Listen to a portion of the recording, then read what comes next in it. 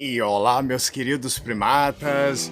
Estamos de volta mais uma vez, quinta-feira, às 20 horas, no nosso encontro marcado. E me desculpe se eu estou num local diferente, hoje eu estou de dentro da casa de um cliente meu que me cedeu o espaço para completar o vídeo que eu comecei na semana passada. Como eu prometi para você, nós teremos 3 segmentos. O primeiro foi dado com aquele obreiro da igreja e hoje vocês conhecerão a pastora que bateu o telefone na minha cara. Sim, e ela bateu o telefone na minha cara não é porque eu não fui cordial, mal educado com ela. E assim que o nível das perguntas foram ficando um pouquinho mais fortes, eu acho que ela acabou perdendo a cabeça e viu que eu não estava procurando um lugar para congregar. Então eu gostaria que vocês nessa hora ficassem ligadinhos nessa segunda parte e domingo nós teremos, na verdade, o prato principal. Isso aqui é só o pequeno caviar de entrada para você ver como que essas pastoras estudiosas da palavra de Deus, elas reagem quando elas são pressionadas. E por isso que hoje o Ateu Dispor Pergunta vai diretamente perguntar para essa pastora: Pastora, por que você bateu o telefone na minha cara? Mas vocês vão ficar sabendo agora, de primeira mão, a razão original porque essa figura acabou desligando o telefone e eu espero que ela se prepare melhor para as próximas ligações que talvez outros ateus irão fazer para ela. Muito obrigado por tudo, meus queridos primatas. Eu espero que vocês gostem e domingo que vem, não perca às 19 horas esse grande encontro com mais uma série de questionamentos e perguntas para os líderes religiosos. Eu sei que você está amando esse novo segmento que se chama Ateu Dispor Pergunta e você vai continuar nos acompanhando. Muito obrigado por tudo, meus queridos primatas, e enjoy it right now, porque a festa vai começar. Tchau.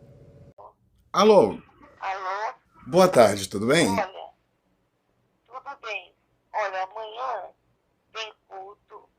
O primeiro culto começa às 9h45. Uhum. Depois tem o segundo culto, que começa às 11h30. Ok. Então, o primeiro culto, para mim, é o melhor deles. Por que o primeiro culto é melhor? Eu gosto mais do primeiro, logo cedo. Aham. E o segundo começa às 11h30, vai até 1h15 da tarde. Mas não tem nada errado com o segundo culto, né? Porque da maneira que Como? não há nada de errado com o segundo culto, né? Porque a maneira que a senhora falou parecia que o primeiro culto é um pouco mais importante. Não, é só porque eu gosto mais do Ah, primeiro. ok, preferência da senhora. Não, sem dúvida. Eu prefiro. E aí tem o segundo, que é a mesma coisa, não tem nada diferente. São 2 cultos, mas os 2 são um. É o mesmo culto, né? Adora a Deus, lê a palavra, essas coisas. Aham. Depois nós temos um culto na terça. Na terça, às 8 da noite. É só das 8 às 9h30, 9h15. O pessoal já termina por causa. E uma pergunta, o pastor da igreja... Estava com aquele problema que não podia e tal. Aham, sim. Agora já não sei como vai ser.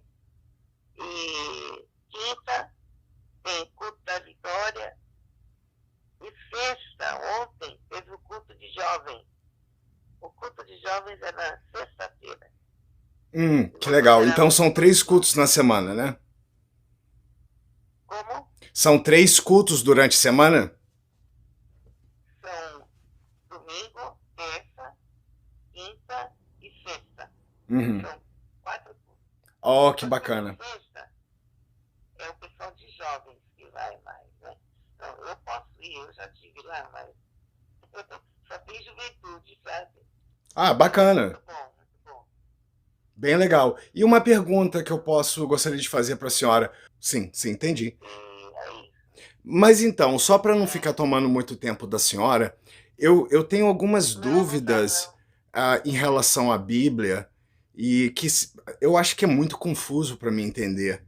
Eu não tenho muito conhecimento bíblico e às vezes a questão de existir várias religiões acaba confundindo a gente, né? Qual é a religião correta? O católico, ele vem falando para mim que é correto, que Deus está ali. Isso é a religião correta. Uhum. Para mim, o que existe é você adorar a Deus. Se você é um adorador, não importa em que igreja você está.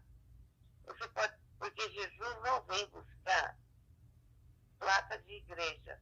Eu vou com Jesus porque Jesus vai vir me buscar e eu estou em tal igreja, então eu vou.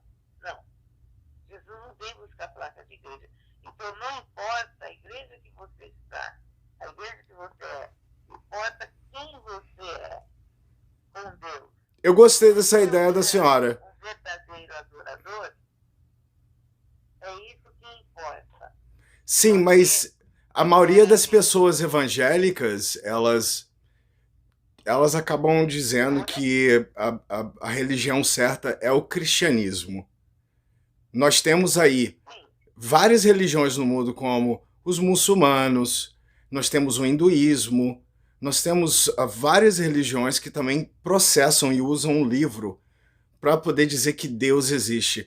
Mas aí o evangélico ele fala, olha, se você não servir ao Deus da Bíblia, você está errado. Mas aí a senhora colocou uma ideia bem legal, que a senhora falou assim, não existe religião. Então significa que todas as religiões podem adorar a Deus.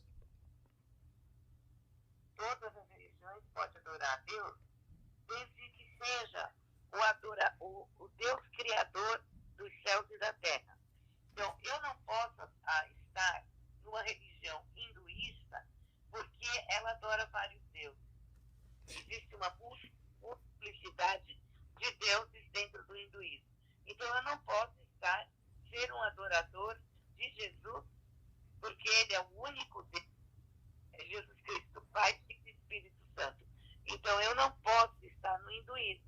Sim, Eu não posso então, estar olha no só, no Não, caso dos muçulmanos, que a igreja, a religião deles é uma difusão da Bíblia, foi naquela questão toda de Isaac e Ismael. A linhagem de Ismael deu origem aos muçulmanos, e quanto à linhagem de Isaac, o segmento ao judaísmo. Então nós vemos duas religiões que lutam uma contra a outra, dizendo que o livro delas está dizendo a verdade. Porém, o Alcorão, ele é completamente diferente da Bíblia. Mas nós sabemos que a linhagem de Isaac deu a origem ao judaísmo e aí a linhagem de Ismael deu origem aos muçulmanos. Como a senhora pode me provar qual dos dois está certo? Porque os dois saem exatamente do mesmo pai, de uma mesma vontade de Deus. escreveu. Se a gente perguntar quem escreveu a Bíblia, não existe autor para quem escreveu a Bíblia. E o cristianismo. Os 5 primeiros livros da Bíblia são chamados de Pentateucos. E isso foi dado aos judeus, não o cristianismo da Igreja Batista, Assembleia. Se eu perguntar para a senhora quem escreveu a Bíblia, quem que a senhora vai dizer que escreveu a Bíblia? Foram 40 escritores, passados de 1.600 anos. Só que eu sei o nome deles. Sim, mas esses números que a senhora está me dando é depois de Constantino. A senhora lembra da divisão que teve entre Constantino e a igreja? São 40 escritores. 40 escritores.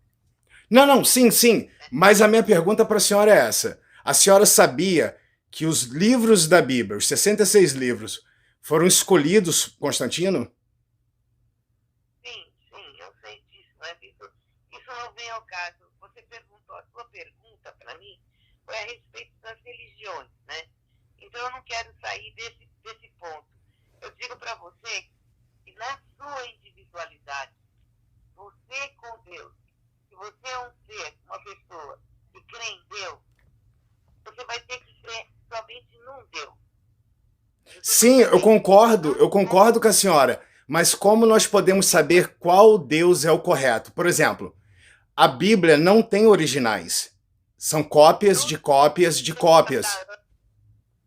O Deus de Abraão, Isaac e Jacó. Sim, eu concordo. Mas a senhora não respondeu minha pergunta. Como a Bíblia não existe originais? Não existe. São cópias de cópias de cópias de cópia. Como eu posso saber que a Bíblia ela é realmente a palavra de Deus se houve tantas cópias? Pera. Porque ela foi inspirada pelo Espírito Santo de Deus. Sim, mas isso não responde à pergunta dos erros. Santo de Deus. Eu vou falar para você uma coisa. Para você ter as respostas que você busca, as indagações que você tem, são indagações da sua alma. Então, é a Não são indagações da minha alma, é do meu consciente, porque muitas dessas perguntas não fazem sentido. E quando elas não fazem sentido, faz parecer que o cristianismo é igual a qualquer outra religião. Eu precisaria de algo que provasse que o cristianismo ele é a religião verdadeira. E esse é meu ponto de dúvida. Você prova. O que prova que a Bíblia é verdadeira e que ela foi escrita por 40 homens inspirados pelo Espírito Santo de Deus. A Bíblia é verdadeira porque ela foi inspirada pelo Espírito Santo, que é Deus. Eu vou falar para você, você só vai sair das suas indagações a hora que você tiver um encontro verdadeiro com Deus. Que você ainda não teve. Mas eu acho que fica tornando uma desculpa, sabe? Porque eu tenho as indagações e eu acho que elas precisam de resposta. Peraí, deixa eu falar para vocês. Olha, eu fui, durante 7 anos eu fui mormon. Eu era adolescente, eu passei toda a minha adolescência no mormonismo. Quando eu completei 7 anos, alguém me levou para uma igreja evangélica. Alguém te levou para uma igreja evangélica? Um amigo, um colega, um amigo, um vizinho. Então você não foi para a igreja evangélica por causa das pesquisas que você fez dentro da religião mórmon? Foi alguém que te levou? Eu estou falando que eu tive um encontro com Deus dentro dessa igreja. Eu não cria em nada. Eu não cria em nada. Eu já estava ficando descrente de tudo. Quando eu tive uma visão dentro da igreja, eu vi os céus abertos. Eu vi as nuvens voando. Eu não vi o teto da igreja. Eu vi as nuvens voando. Nesse dia, eu fui batizada com o Espírito Santo. Eu estou falando para você como uma testemunha do Evangelho de Jesus Cristo. Sim, eu concordo com a senhora. Eu não estou dizendo que isso não seja verdade. Eu só acho que isso não seja o suficiente para provar que a Bíblia seja verdadeira. Porque olha só, se a gente usar o livro para aprovar o livro, significa que qualquer religião pode usar o livro para aprovar o livro. Deixa eu dar um exemplo para a senhora. Tem um versículo que me deixa muito encabulado na Bíblia, muito. E eu precisava de ajuda, por isso que eu queria falar com o seu filho, porque eu sei que ele é um homem muito estudado, ele vai poder dar para mim uma alusão melhor da palavra. A senhora conhece um versículo que tem Ezequiel 23:20?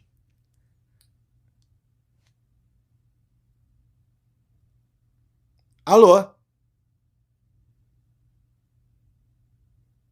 Alô? Alô? Alô?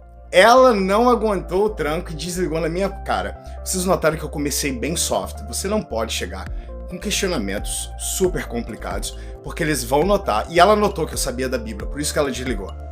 Ela desligou porque ela já não conseguia mais responder e foi a única maneira dela se defender. E eu vou mostrar para você que todos os líderes religiosos, quando são colocados contra a parede, eu não digo isso de uma forma de expressão agressiva, mas quando a fé deles é contestada, a primeira coisa que vai acontecer é o primeiro tap dance, um monte de palavrinhas bonitas que não fazem sentido nenhum. Eles saem de dentro do contexto original para poder tentar justificar as coisas da Bíblia. Ela não aguentou a pressão.